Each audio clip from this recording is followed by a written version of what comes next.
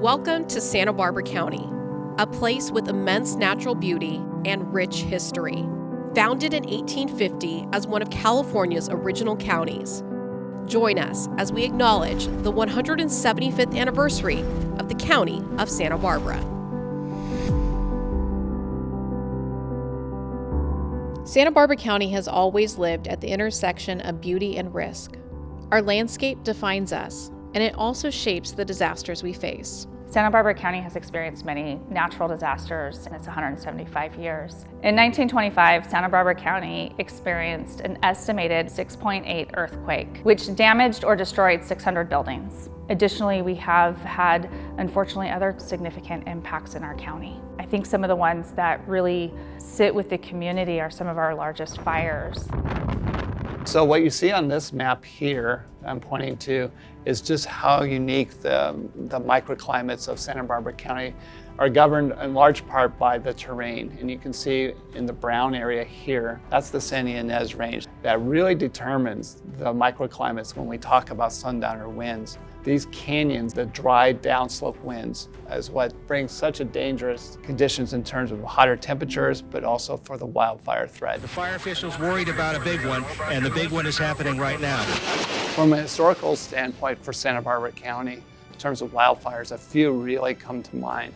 Starting with the legendary Painted Cave Fire in 1990. That's kind of like the benchmark for all major wildfires. And what made that such a unique fire is it was very fast moving, that jumped the 101 freeway and really impacted very urbanized areas of the South Coast. As we come into more modern times, some notable fires would include the Tea Fire and the Jesusita Fire. Jesusita being a May fire, that was 100-degree temperatures, so very hot. Whereas the Tea Fire occurred in November, so an example of a fall sundowner wind event. And then even closer in time was the Thomas Fire. When you have the fires, not only do you have that threat, but what happens with the burn scar after the fires? When you lose the vegetation, there's going to be greater runoff. It doesn't take as much rainfall or rain intensity, but every time there's a burn scar, those areas are going to be much more at risk for significant flooding and debris flow. Santa Barbara County has historically been susceptible to debris flows, landslides, flooding. You go back to 1969, one of the most significant events prior to what we're more familiar with more recently, the 1/9 debris flow in Montecito, which took 23 of our community members' lives.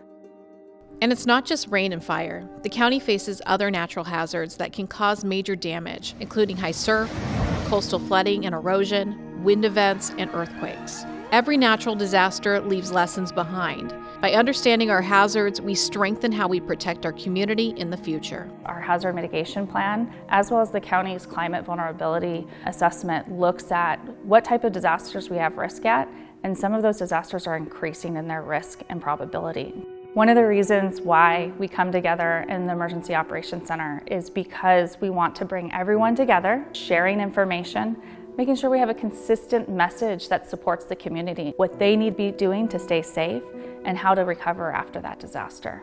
It is so important that community members consider registering for alerts at readysbc.org. Go to our website, check out our new evacuation zones map.